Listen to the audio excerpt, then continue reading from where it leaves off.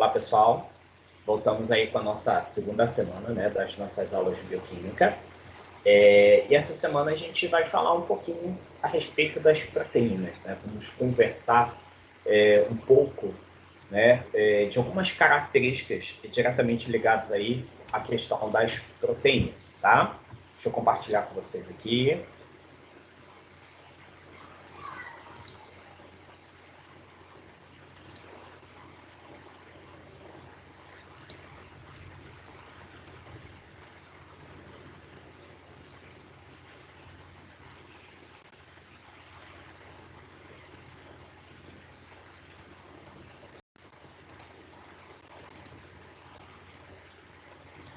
Ok?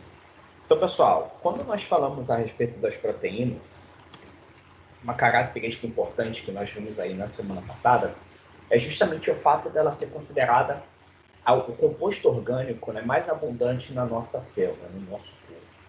É interessante que a gente vai observar, por exemplo, que ela acaba exercendo várias funções vitais, funções importantes aí na dinâmica da fisiologia do nosso organismo, né? E de certa forma, nós observamos também alguns processos, né, que vão ser importantes para que a gente possa estar estruturando uma proteína.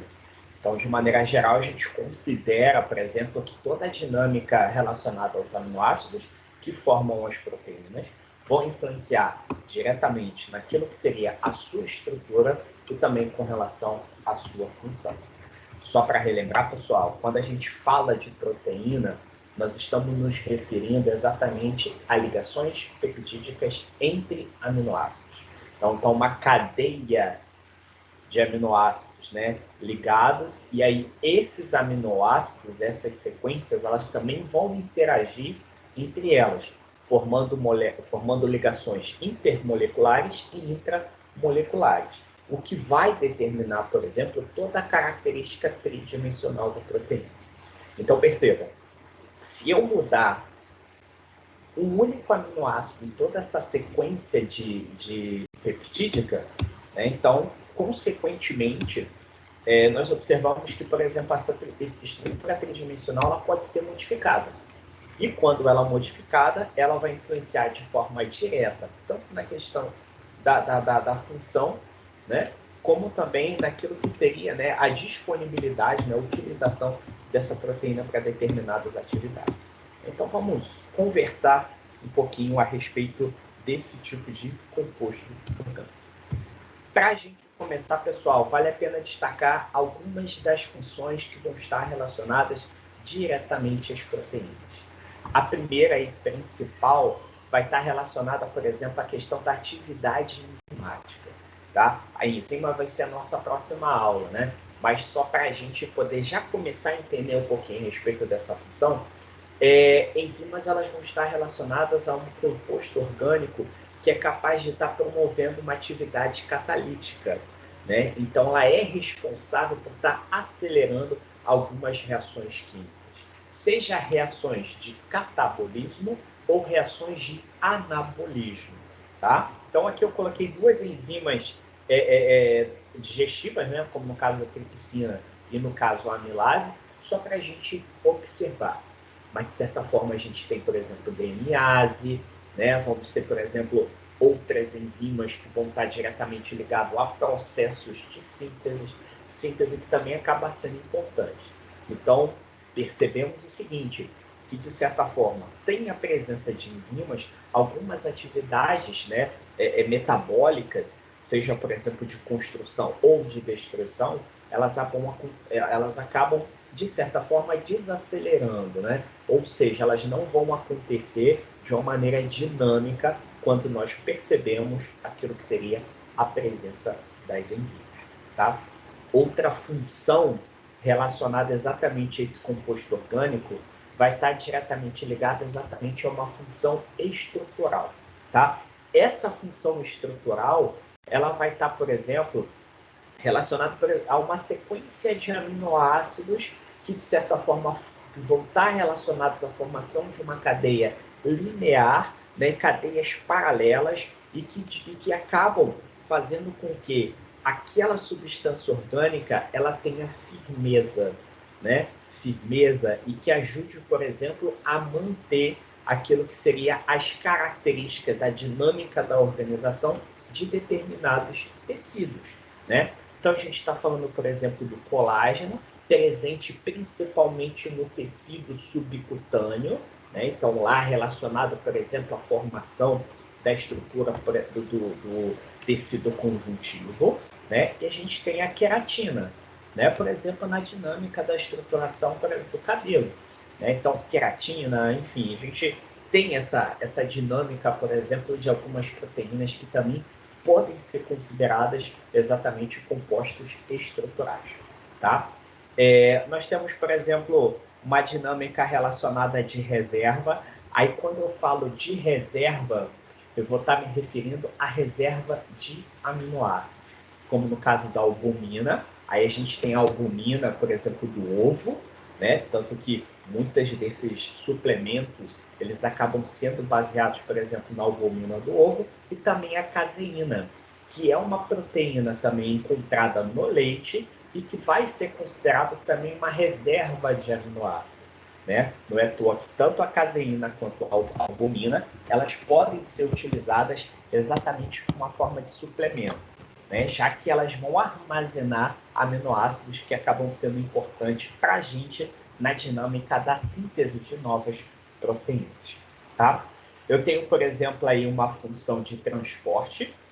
A gente já falou um pouquinho disso, por exemplo, lá na dinâmica das hemácias, da composição das hemácias, né, que é no caso da hemoglobina. Então, ela vai ser responsável pelo transporte de gases, né, principalmente quando a gente leva em consideração o oxigênio, né? Nós temos proteínas, por exemplo, com função contrátil, tá? Então, quando a gente for estudar a parte de tecido muscular, nós vamos ver que existem proteínas intracelulares que, na dinâmica exatamente de relaxamento e contração, elas acabam realizando, por exemplo, toda aquela dinâmica funcional dos músculos, né? Então, que acaba relacionando, né, essa característica de contração, relacionando justamente a presença dessas proteínas no interior das fibras musculares, tá?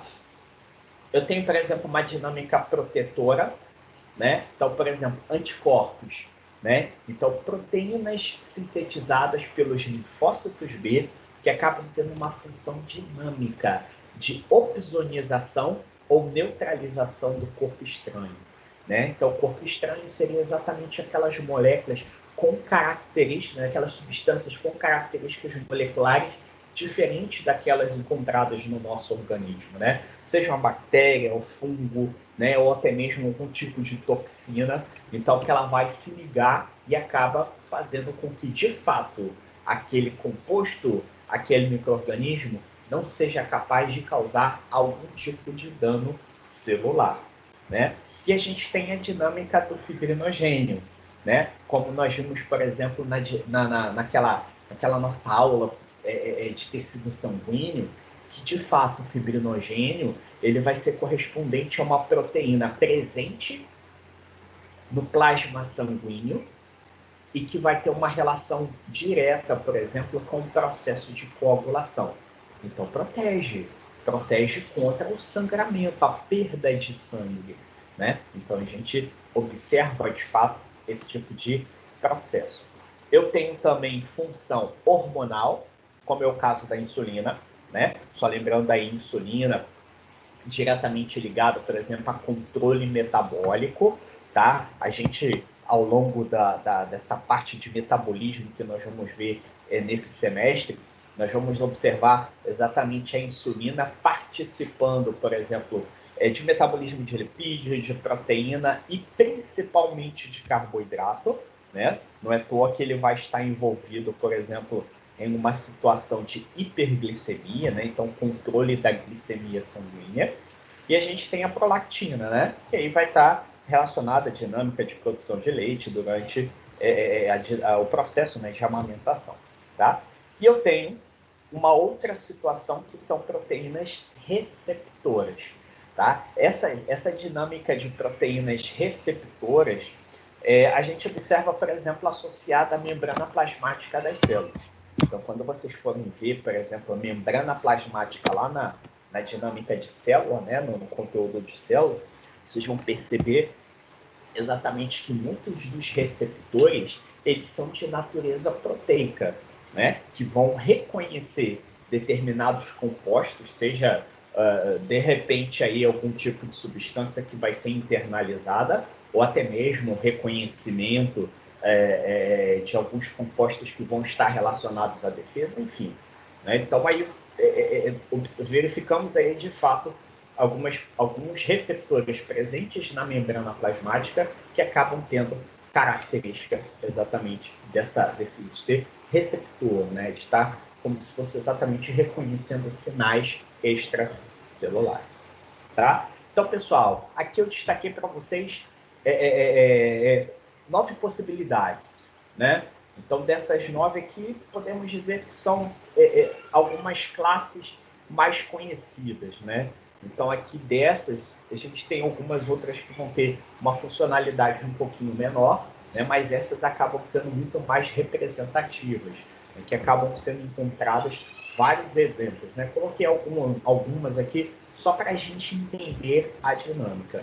Então, percebam, se eu estou falando a respeito de uma molécula, de uma substância orgânica que acaba sendo mais abundante no nosso corpo, né, nas nossas células, então vejam aí uma das funções que, de fato, elas vão estar exercendo. Tá?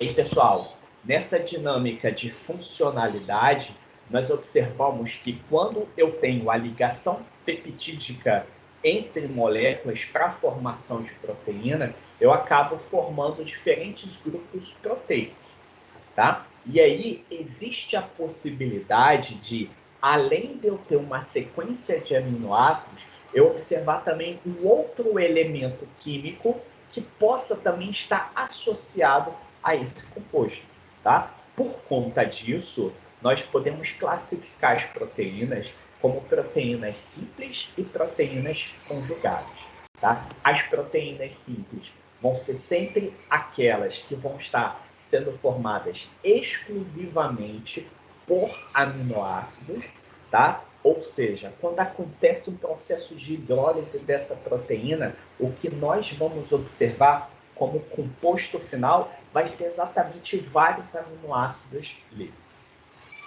E aí, a segunda situação seria exatamente as proteínas conjugadas, né?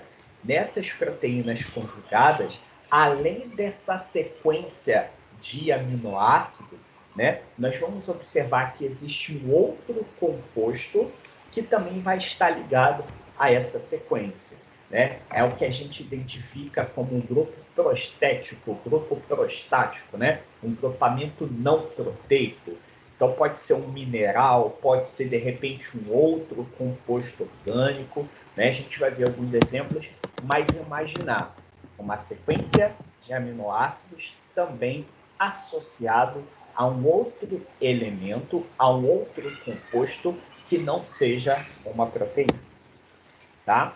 E aí, pessoal, como exemplo aí de proteínas simples, aí a gente já tem a albumina, que vai ser a proteína do plasma sanguíneo, né? Essa proteína vai ser importante no controle, né, homeostático, né, dos vasos sanguíneos, da circulação, além de participar da dinâmica do transporte de ácidos graxos, tá? Então aí é uma proteína que é sintetizada pelo fígado, inclusive numa dinâmica de aplicação, né, podemos dizer assim, da bioquímica no diagnóstico de patologias, né, de algumas doenças, a gente pode estar utilizando a albumina para poder estar verificando a atividade hepática.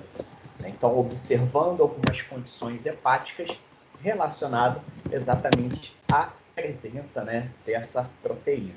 Né? Nós temos, por exemplo, as globulinas, né? Aí, especificamente falando das imunoglobulinas, que vai estar relacionado, por exemplo, aos anticorpos, né? Então, são proteínas presentes no sangue, liberados aí pelos linfócitos B, como nós vimos anteriormente, envolvidos, né, na dinâmica de defesa do nosso organismo.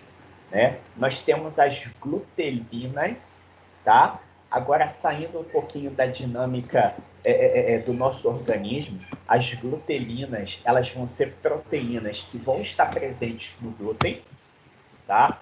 Eu tenho as prolaminas, né? Essas prolaminas também levando em consideração os vegetais, são proteínas que vão estar presentes nas sementes, né? Acabam sendo importantes, principalmente na dinâmica da germinação. Eu tenho as escleroproteínas, né? Que vão estar diretamente ligadas à formação de colágeno, elastina e também da queratina, né? E eu tenho as histonas, né? Quem lembra das histonas? Histonas vai ser uma proteína que vai ter uma característica como se fosse de um carretel, né? E aí eu tenho a molécula de DNA, né? Enrolada nele. Então, percebam que essas 6 proteínas seriam exemplos de proteínas simples, né? Onde a sua unidade, a sua formação, ela vai ser única e exclusiva de aminoácidos, sequências de aminoácidos ligadas por ligações peptídicas, tá? Aí, ó, falando a respeito das conjugadas, percebam que vai ser aquela em que eu tenho, de fato, uma proteína, ou seja, uma sequência de aminoácidos, porém ligado a um grupamento não proteico, né? O grupamento prostético. Então, por exemplo, a cromoproteína, né? Cromoproteína vai ser uma proteína, uma sequência de aminoácidos, e que vai existir um grupo prostético que é um pigmento, tá? Então, acontece com a hemoglobina, que é o grupo M, na hemocianina e também no citocromo, né? Em que eu vou ter uma molécula que vai ter uma característica de pigmento, né? Que vai estar associada justamente a essa sequência de aminoácidos, tá? Eu tenho fosfoproteínas, né? Aí que eu tenho, por exemplo, o ácido fosfórico como grupamento prostático, né? Aí a caseína do leite seria justamente esse exemplo, tá? Eu tenho as glicoproteínas, né, que vai ter como grupamento prostético exatamente carboidrato. Então, além de toda a sequência de aminoácidos, nós vamos observar exatamente carboidrato associado a ele, tá? Aí, pessoal, a mucina, que vai ser um muco produzido, né, principalmente na questão da dinâmica do tubo digestório, do aparelho gastrointestinal, que de fato acaba tendo essa característica, né? Eu tenho, ó, as lipoproteínas, que são proteínas, sequências de aminoácidos, onde o grupo prostético ele vai ser um lipídio. Aí eu tenho o LDH, mas pode ser HDL, VLDL, né? O LDL, como está aqui, né? O LDH não, desculpa, o LDL. Então, são lipoproteínas. Né? Então, a gente observa responsável pelo transporte do colesterol, de triglicerídeos na corrente sanguínea, né? Eu tenho as nucleoproteínas, então pelo nome já dá para a gente perceber que o grupo prostético vai estar relacionado, por exemplo, a ácidos nucleicos, né? Aí o ribonucleicoproteína, né? que vai ser importante nesse sentido, né? Então está envolvido exatamente na dinâmica na dinâmica, né, daquilo que seria os RNAs, e eu tenho a metaloproteína, né, que de fato tem como grupo prostético ali os íons metálicos, né? E a gente chegou a comentar um pouco a respeito da ferritina, né, que vai estar justamente nessa condição, ok? Então, pessoal, além dessa dinâmica, nós observamos que a forma como essas proteínas elas vão estar se estruturando, elas vão fazer com que as proteínas elas possam ser identificadas como fibrosas ou globulares, né?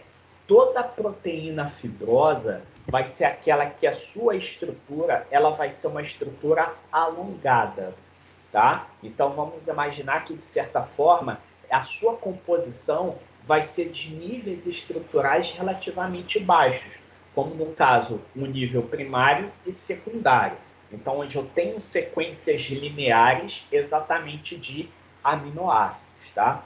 Essas proteínas estruturais, como o próprio nome já diz, vamos imaginar que ela vai ter uma função estrutural.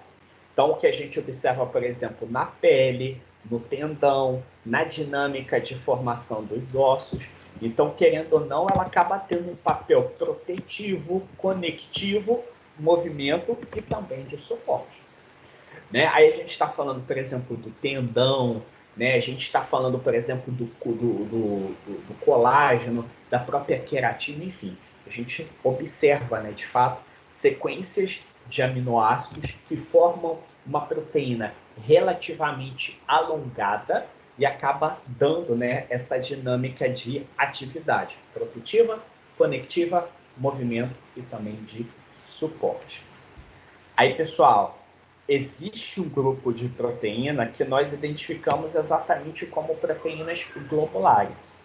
Vamos imaginar como algo parecido com o que seria um novelo de lã, né? Então, essas cadeias polipeptídicas, elas vão dobrar entre si, elas vão dobrando, né? Vão se arranjando, né? Então, de certa forma, essas proteínas, elas acabam adquirindo aquilo que seria um formato esférico, né, um formato de globo, né? E o que é interessante é que essas proteínas, diferentes que nós observamos, por exemplo, nas estruturais, a maioria delas acabam sendo solúveis em água, né? E aí, devido à sua característica, né, esférica, até mesmo a dinâmica da formação, né, nós observamos que elas acabam exercendo funções dinâmicas. Então, se a gente levar em consideração aquele quadro, né, que nós vimos lá no primeiro slide relacionado à classificação funcional dessas proteínas, nós observamos que, de fato, todas aquelas, com exceção da estrutural, conectivo, movimento e suporte, nós vamos observar, de fato, uma função dinâmica. Então, enzimática, transporte, a dinâmica relacionada à hormonal, né? Enfim, então, dentro daquela dinâmica, aquelas proteínas que, de fato, acabam se movimentando, podemos dizer assim, né? São capazes de exercer essa função de acordo com o local. Então, ela não é fixa, né? Ela não vai estar relacionada, por exemplo, a um local para que, de fato, possa estar tendo aquilo que seria uma dinâmica estrutural. Certinho? Então, pessoal, diante disso, né? Para a gente poder chegar a esses níveis estruturais, esses níveis globulares, nós observamos que essa sequência de aminoácidos, elas acabam apresentando algumas características químicas importantes. Nós vimos, por exemplo, na aula passada, que de acordo com a propriedade química desses aminoácidos, a gente observa aminoácidos polares, apolares, básicos, ácidos, né, que vão ser correspondentes ao tipo de ligação ou interação que elas são capazes de fazer. Então, pessoal, quando eu tenho cargas opostas, eu tenho uma atração, igual ímã. Então, se eu tenho uma cadeia quase que linear, mas eu tenho, por exemplo, uma carga positiva e negativa, o que pode acontecer? Elas sofrerem uma certa atração e aí você muda completamente aquilo que seria o formato dessa proteína, né? Então, pessoal, quanto maior a quantidade de aminoácido, quanto maior a variedade de carga, de características, de propriedade química que essa proteína tiver, mais complexa vai ser exatamente o seu nível estrutural. Mais interações entre as moléculas, isso vai estar acontecendo, tá? Seja intermolecular, intramolecular. Então, a dinâmica de organização vai ser baseada justamente nesse processo. Então, vejam só, quando eu classifico, né, a estrutura da proteína como uma estrutura primária, então nós verificamos que esse nível vai estar relacionado justamente a uma sequência de aminoácidos. A estrutura secundária, vamos imaginar que vão ser interações intramoleculares. A terciária, intra e intermoleculares. E a quaternária, nós observamos que, de fato, vão ser relação entre subunidades. É como se nós tivéssemos, por exemplo, interagindo vejam só, 4 unidades terciárias para que eu possa estar formando um nível estrutural mais complexo. Então, pessoal, eu vou ter proteína que só vai ter um nível estrutural primário, proteína que só vai até o nível secundário, que só vai até o terciário e que só vai ao quaternário. Mas todas as proteínas, elas obrigatoriamente devem ter um nível primário de estruturação.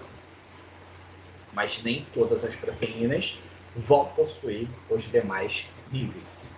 Tá? Então a gente observa, né, de fato, justamente aquilo que determina a sequência e, consequentemente, a estruturação, o nível de estruturação que essas proteínas elas podem assumir.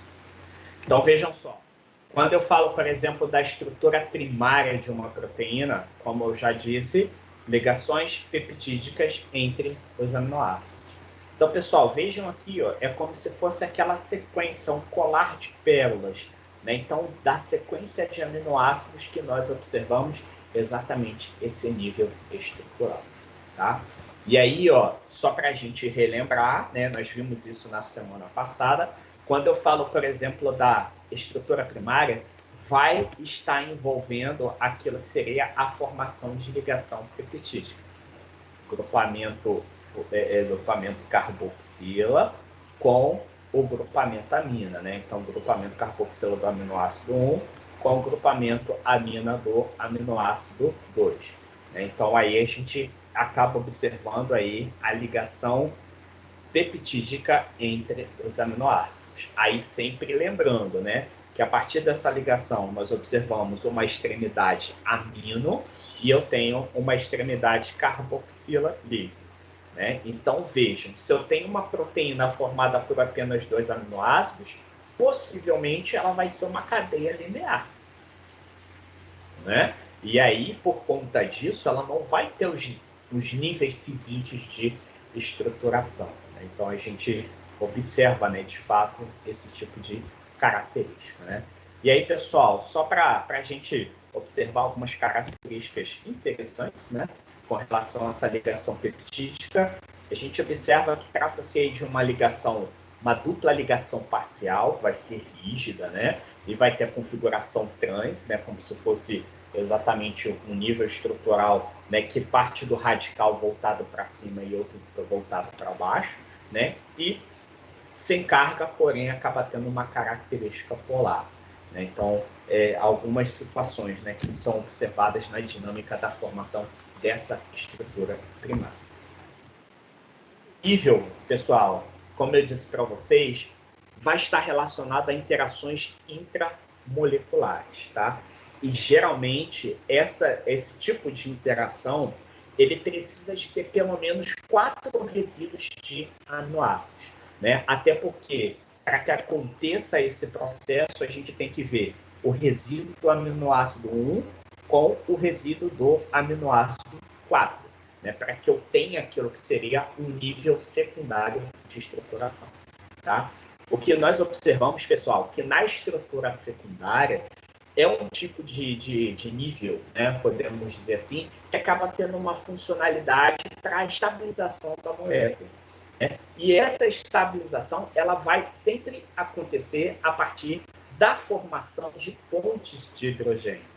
Né? Então, vejam só, essa ponte de hidrogênio ela vai estar acontecendo das carbonilas e com o hidrogênio do grupamento amina. Né? Então, vejam só, grupamento amina, hidroxila, né? No caso, o hidrogênio do grupamento amina, formando a ponte de hidrogênio aí com a carbonila, né? Do resíduo 4 de aminoácido. Né? Então, aí a gente observa, de fato, esse processo. E aí, na dinâmica de formação dessas pontes de hidrogênio, né, que são ligações fracas, mas que, de certa forma, têm uma dinâmica de estabilidade, nós observamos que, de fato, ela pode estar fazendo, né, diferentes conformações. Uma delas é exatamente a alfa-hélice, né? Vamos imaginar, pessoal, igual aquele fio de telefone, né? Então, bem parecido, por exemplo, com a hélice do material genético, só que lá a gente tem uma dupla hélice. Aqui vai ser uma hélice apenas com interações intramoleculares, resíduo 1 com resíduo 4. né? Então aí a gente observa exatamente essa situação. Então vejam só exatamente aquele processo de formação de hélice, né? Então por isso que a gente fala a dinâmica da alfa-hélice. Ok? Um outro exemplo, né, de estrutura secundária vai ser exatamente a folha beta. A folha beta é o seguinte: eu tenho duas cadeias em sequências, uma paralela à outra, né, paralela ou antiparalela, e que aí, pessoal, o grupamento, né, o hidrogênio do grupamento amina com a carbonila, aí que vai estar fazendo exatamente esse tipo de ligação. Tá? Então, são pontes de hidrogênio perpendiculares entre sequências de aminoácidos paralelos. Tá? Então, percebam que eu tenho uma sequência, aí aqui embaixo eu tenho outra sequência. Né? Então, de certa forma, vamos imaginar que aí a gente vai estar observando, né, de fato, essa ponte de hidrogênio perpendicular. Então, percebam, na alfa-hélice, resíduo 1 com resíduo 4 da sequência de aminoácidos. Aqui, duas sequências paralelas, pontes de hidrogênio formando, né, perpendicular entre essas sequências paralelas. Tá? E aí, pessoal, na dinâmica dessa folha beta, o que nós observamos são duas possibilidades. Folha beta antiparalela, o que seria isso? Essas sequências elas estão inversas, ou seja, de um lado está a carbonila, né, e a carbonila do outro lado, né? Então, como se fossem sequências que vão para lados opostos, né? Então, a gente fala que seria uma folha beta antiparalela. E quando eu falo uma folha beta paralela, é quando essas sequências estão indo na mesma direção. Então, que eu tenho aqui na frente aquilo que seria a carbonila, né, o grupamento carbonila terminal, e atrás o nitrogênio. Então, elas seguem no mesmo fluxo. Folha beta paralela e folha beta antiparalela. Tá? Então, a gente tem essa dinâmica relacionada a esse processo. Então, tanto que no nível estrutural secundário, para a formação de folha beta, eu tenho a possibilidade de ligação intercadeias, né? Ou seja, que vai ser formada por esqueletos polipeptídicos completamente separados, né? Que vão ser sequências mais distantes, e eu tenho intracadeia. Então, uma única cadeia que simplesmente ele faz uma dobra, né? Como se fosse um clipezinho, né? Então ela vem, faz uma dobra para poder estar fazendo esse tipo de sequência, tá? Então, um segundo exemplo de tipo de estrutura, né, de nível estrutural secundário, seria a formação da folha beta, tá? E uma terceira possibilidade vai ser justamente com relação à curvatura ou dobradura beta. Essa daqui é relativamente mais simples, que é quando você tem uma sequência e simplesmente ela dobra para poder formar uma nova sequência, tá? Então, geralmente, essa curvatura ela está associada com uma folha beta, porque depois que você faz a curvatura, eu tenho essas ligações, essas pontes de hidrogênios perpendiculares entre a molécula, tá? Percebam o seguinte, pessoal, a mesma dinâmica, né? O hidrogênio do grupamento amina se ligando ao oxigênio do grupamento carbonila, né? Então aí, ó, aminoácido 1, 2, 3, 4. Né? Então percebam do 1 com o 4 que acaba tendo exatamente esse tipo de situação. Né? Então pode ser com a prolina, pode ser com a glicina, aí vai depender de aminoácidos relativamente curtos, né? Para que de fato possa estar fazendo esse processo, tá? Então esse é o terceiro nível, né? O terceiro tipo de estrutura secundária. Então vamos recapitular até aqui.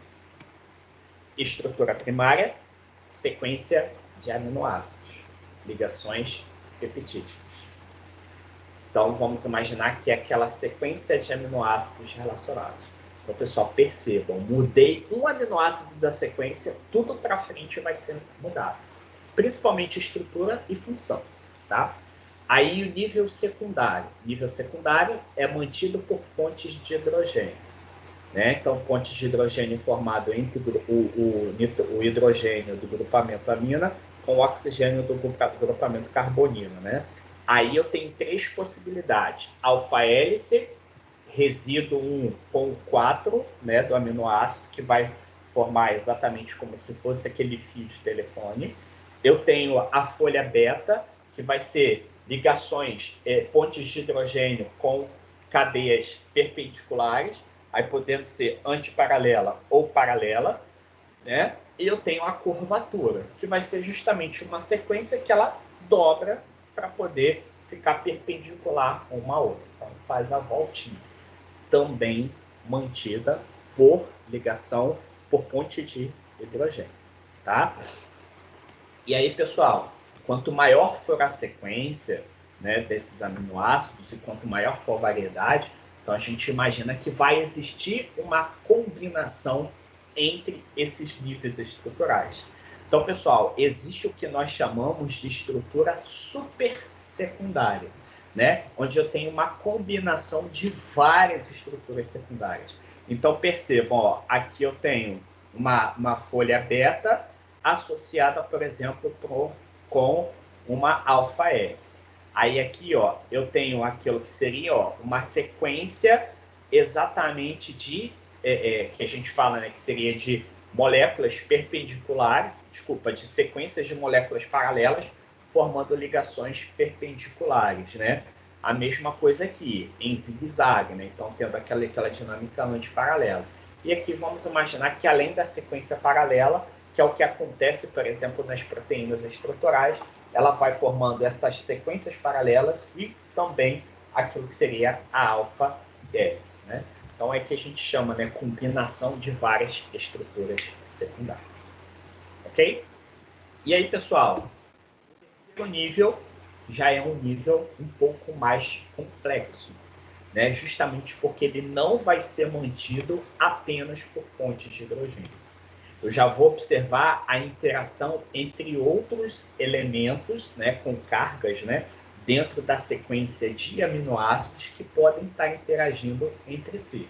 Então, ó, eu posso ter aquilo que seria a formação de pontes de sulfeto, né, principalmente naqueles aminoácidos que vão ter na sua composição o enxofre, como é o caso da cisteína, né? Então, aí, cisteínas, então, dois enxofres formando aquilo que seria essa ponte. Eu tenho as interações hidrofóbicas, né? Lembra quando a gente falou dos aminoácidos apolares, que eles vão estar voltados para o interior, né? Então vai estar tendo aquela dinâmica da interação hidrofóbica, né? Eu tenho as pontes de hidrogênio, né? Que vão estar acontecendo aí do oxigênio com o nitrogênio, né? Ou o hidrogênio ligado ao oxigênio, ou o hidrogênio ligado ao nitrogênio, né? Dentro da dinâmica dessa ponte. E eu tenho as interações iônicas, né? Que vamos imaginar que vão ser aqueles grupos carregados negativamente interagindo com grupos carregados positivamente, né? E aí forma a interação de carga, então ligação iônica, interações iônicas entre as moléculas. Então, basicamente, esses quatro tipos de ligações que vão estar relacionados a estabilizar aquilo que seria um nível estrutural terciário de uma proteína. Ok?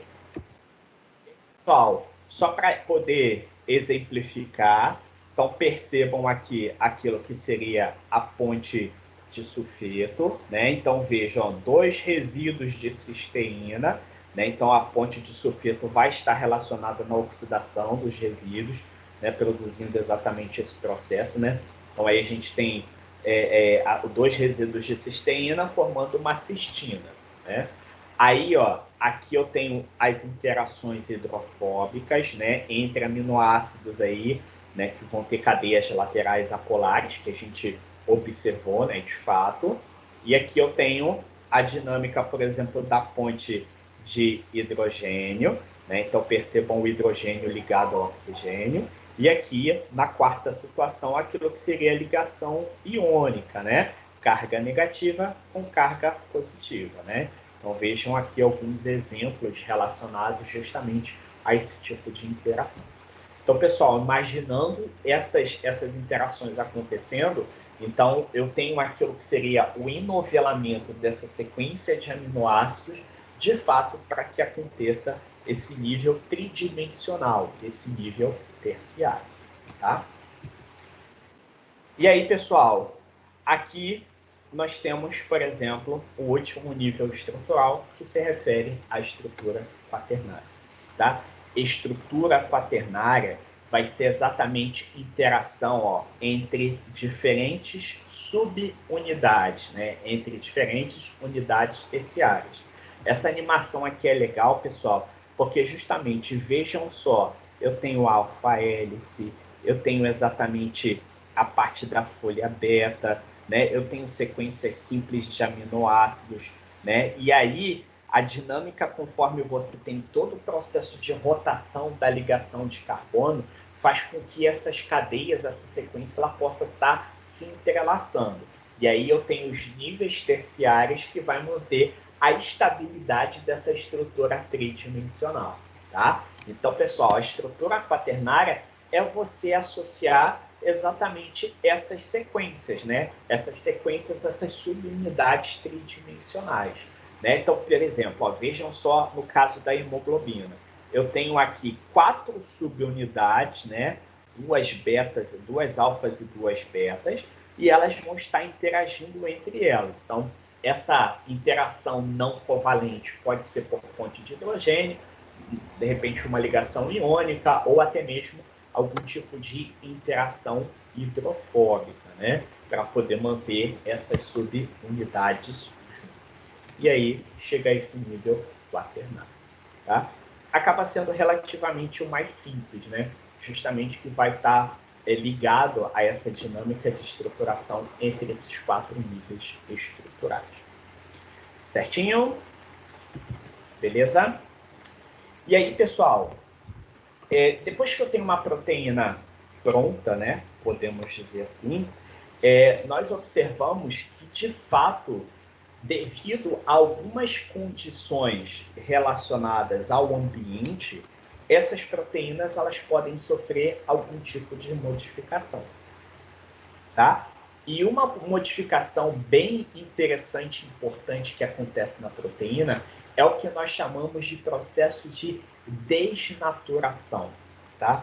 Processo de desnaturação é o seguinte, vejam só isso aqui, ó, uma proteína de forma original, normal, com toda a sua dinâmica de estrutura secundária, terciária, e aí ela sofre um processo de desnaturação. Então, pessoal, vai acontecer uma desorganização das estruturas secundárias e terciárias, tá? Então, pessoal, vamos imaginar o seguinte, eu tenho um novelo de lã, eu pego o novelo de lã e jogo longe, joguei longe. Então, a gente vai perceber que aquilo que estava tudo estruturadinho, todo enroladinho, agora vai estar todo desfeito. Então, eu desnaturei aquele novelo de lã. E importante, pessoal, eu vou quebrar nível secundário e terciário, mas eu não quebro nível primário. A proteína ela permanece intacta, o que vai intacta em termos de ligação primária. Mas o que a gente vai estar observando de fato é aquilo que seria a desorganização de estrutura secundária e terciária, tá? Aí, pessoal, o que leva a esse processo de desnaturação seria, por exemplo, altas temperaturas. É só a gente observar. O ovo, a clara do ovo é formada por albumina. Quando a gente cozinha o ovo, o que acontece? A albumina, que é clarinha, quase que transparente, ela fica branca. Então, eu mudei a estrutura da proteína. Uma característica coloide que ela tinha, ela ficou praticamente sólida. Então, quando eu cozinho o ovo, eu estou promovendo a desnaturação da albumina presente na clara do ovo. Variação de pH. Então, pessoal, pode fazer a mesma experiência com o ovo. Pega um ovo, abre ele, joga no prato e depois joga vinagre em cima. Então, a mudança de pH também promove a desnaturação da proteína. Solventes orgânicos, né? Aí a gente tem vários solventes que podem estar relacionados, hexano, éter, enfim, vários destes. Agentes oxidantes ou redutores, né? Estão aí relacionados principalmente à questão de alguns líquidos, né? Relacionados à nossa digestão, como o líquido, o próprio suco gástrico, né? Além da dinâmica da variação de pH, ele acaba tendo agentes, né, que vão estar fazendo esse processo oxidativo, e agitação intensa. O pessoal que gosta de fazer bolo, clara em neve, né? Fica lá batendo, de repente ele forma como se fosse uma espuma, né? Não chega a ser uma espuma, né? Mas como se fosse o chantilly, né? Então você está com agitação intensa e acaba fazendo esse processo, tá? Importante, pessoal, quando uma proteína ela sofre desnaturação, além dela perder a sua função, a sua estrutura, né, em termos de desorganização secundária e terciária, ela também vai perder a sua função. Proteína desnaturada, ela não vai ser mais funcional. Em contrapartida, a dinâmica de sequência de aminoácido, ela permanece intacta, justamente porque não tive a hidrólise das ligações peptídicas. Eu não tive hidrólise das ligações primárias, tá? Então aí a gente observa, né, essa característica relacionada justamente a todo o processo, né, que vai estar promovendo a desnaturação de proteína. Ok? Então, pessoal, vamos imaginar que diferente, por exemplo, da desnaturação, quando eu falo, eu vou hidrolisar uma proteína, aí eu quero ligação peptídica. Aí eu libero aminoácido livre. Então, vai nível estrutural primário, secundário, terciário, todos eles vão ser desfeitos, né? Então, aí a gente acaba observando que a proteína vai deixar de ser funcional, vai deixar de ser estrutural, e principalmente a sequência de aminoácidos ela acaba sendo desfeita, tá? E aí a gente observa essa situação. Uma outra possibilidade, né, que pode acontecer, por exemplo, com relação à proteína, seria uma dinâmica de dobramento inadequado. Como nós vimos, quando a gente fala, por exemplo, dessa sequência de aminoácidos, conforme esses aminoácidos vão sendo colocados em sequência, eu tenho a dinâmica daquilo que seria a rotação da ligação do carbono e vai fazer com que essa sequência ela possa estar interagindo entre elas. E, consequentemente, ela faz com que aconteça aquilo que seria o seu dobramento normal, tá? Só, pessoal, que existem algumas situações, né, principalmente alguns erros de síntese proteica, que acaba fazendo com que essas proteínas elas acabem se dobrando, né, acaba acontecendo o dobramento de forma não apropriada. E aí, se ela, vamos supor, se ela deveria dobrar para a esquerda, dobrou para a direita, isso vai influenciar diretamente na sua função. E aí, o que vai acontecer? Proteína dobrada errada, ela deve ser degradada dentro da célula. Ela deve ser reciclada, tá? Só que existe um sistema que vai fazer esse controle de qualidade, né? Um sistema celular, então lá na célula vai ficar um pouco mais evidente, né? Aquela dinâmica de correção, de observação, por exemplo, no próprio ciclo celular. Então, para a síntese proteica, a gente acaba observando também esse sistema. Então, quando esse dobramento não é feito, aí, de fato, essa proteína ela tem que ser degradada. Só que existem algumas doenças, né, que a gente vai discutir no nosso ACOM, que de fato acaba causando algum tipo de erro nesse sistema de controle.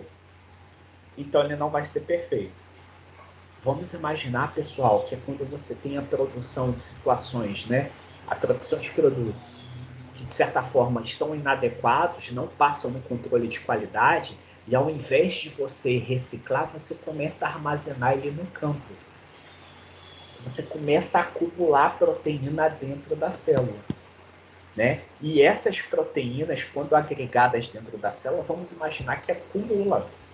né? Acumuladores compulsivos, né? Então as células começam a acumular compulsivamente essas proteínas que foram dobradas de maneira inadequada.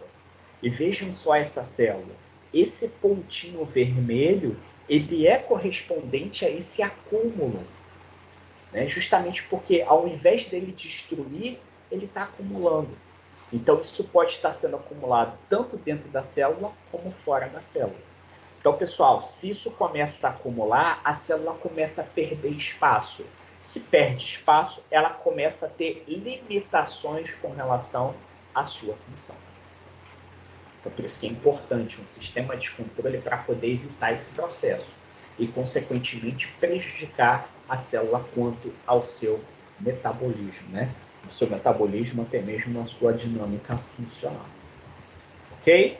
Então, daqui a pouquinho a gente volta a tocar nesse assunto de uma forma um pouco mais aplicada, tá? Então, ó, a gente encerra essa parte inicial, né, de uma conversa bem objetiva relacionada às proteínas, e aí depois a gente entra discutindo algumas características importantes, né, com relação exatamente a toda essa dinâmica de estrutura e função das proteínas. Certinho, pessoal? Então, até a próxima.